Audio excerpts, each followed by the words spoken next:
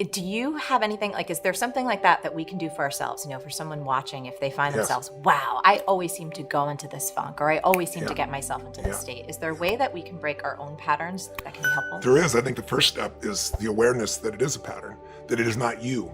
It's really hard to change yourself. It's easy to change a pattern. But when you've lived a pattern so often, we get the illusion that that's me, that I'm, a person that puts things off, I'm a procrastinator, or I'm, not aggressive, or whatever it is. And we have all these aspects of our life, some of which are more developed than others, but they're in there. So I think being aware of the pattern, its limit is step one. And then step two is breaking it. But people can break their pattern easily. They just don't, not only because they're in it, but because most people have never decided to say, I'm not going to tolerate this in myself anymore. So awareness is step one. Step two is raising the standard and going, this just isn't me. This is not what I stand for. This is not good for my kids. This is not good for my husband or wife. This is not good for the world. It's not good for me.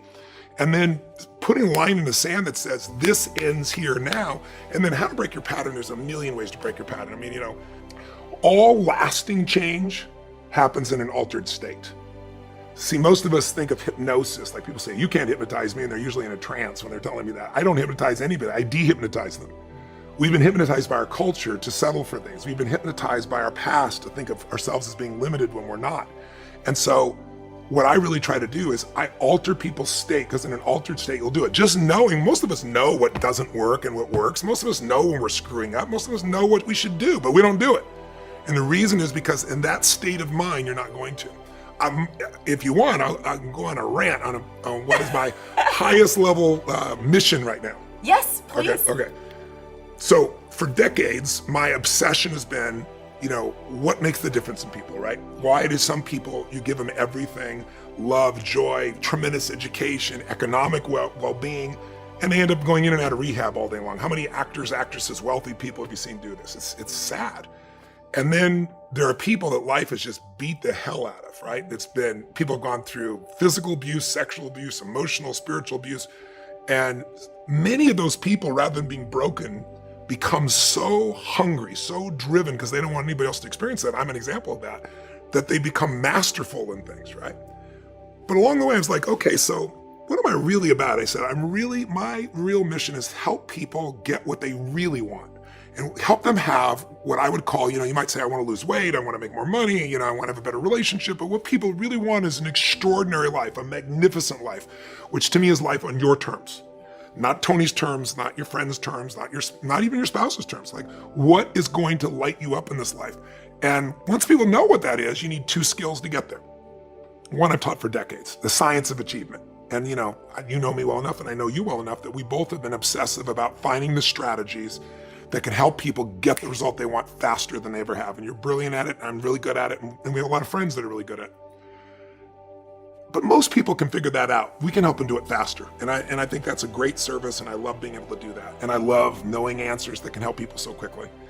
But it's a science to achieve, meaning if you look around and I wrote a book, I think about a year ago. I spent 4 years on it, and I wanted to answer the question, how do I help people financially in a world where most people are suffering, especially with the markets in turmoil? And I thought, I don't have those answers. I have some answers. The people with the best answers, the ones you should go. If you want to achieve something, find somebody getting the result you want and model them. Success leaves clues. Go find out, right? My original teacher, Jim Rohn, taught me that. I never forgot it. So I went out and interviewed 50 of the smartest financial people in the world. Everybody from Warren Buffett, Carl Icahn, and I found the common patterns. If you live by these patterns, you'll have more than enough money. You may not be a billionaire, but you'll have more than enough money. If you violate these rules, the science, you're going to have too much month at the end of the money. You're going to be stressed out. Same thing with your body. We're all biochemically unique, but there are rules you and I both know scientifically that if we violate them, our energy drops. If we align, and we're going to have disease, if we align with them, high energy. So that's the science of achievement. Get there quicker. How do you do it? One, obsess about what you want, right? Focus on it continuously. Have so much emotion about it that you take massive action. Keep changing your approach. Model somebody really great. And then with some grace, take some grace too. Yep. Some call it luck, some call it God. If you do the first 3 steps, that 4th step usually kicks you over. But the more important lesson, and the one that I'm obsessed by getting into people's minds, so I really appreciate me planting the seed with everybody, the one that'll change your life more is the art of fulfillment. And I say the art of fulfillment because What will turn you on, excite you, fulfill you is going to be different than this man here who I know is your friend behind the camera and this beautiful lady here. It doesn't matter how close we are, we all still are fulfilled by slightly different things. And so, what I really want is, I believe that success without fulfillment is the ultimate failure.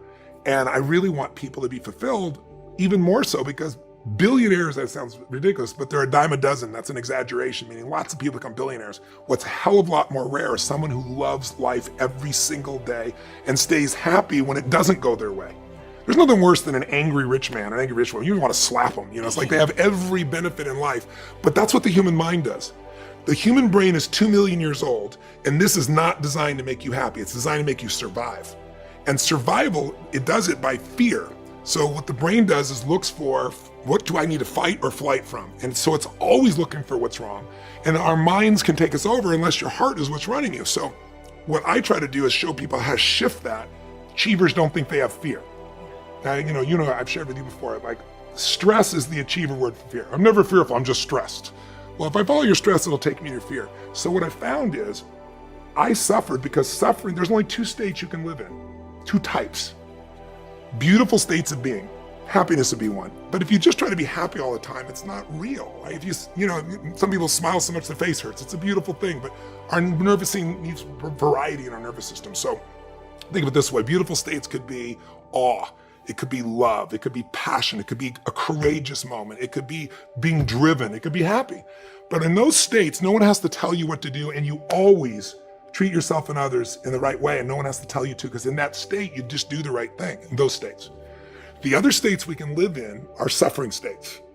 And I have a good friend named Krishnaji. I was in India with him. We were having a discussion. He goes, you talk about peak states and lousy states. He goes, I look at those as suffering and beautiful states. And I was like, so suffering would be frustration, anger, overwhelm, stress, worry, loneliness, depression. There's a range of them. And I wasn't depressed, but I'd be, of course, pissed off or frustrated, overwhelmed at times. And that's part of life. Right. Here's what I believe today. That's not part of life. That's the mind.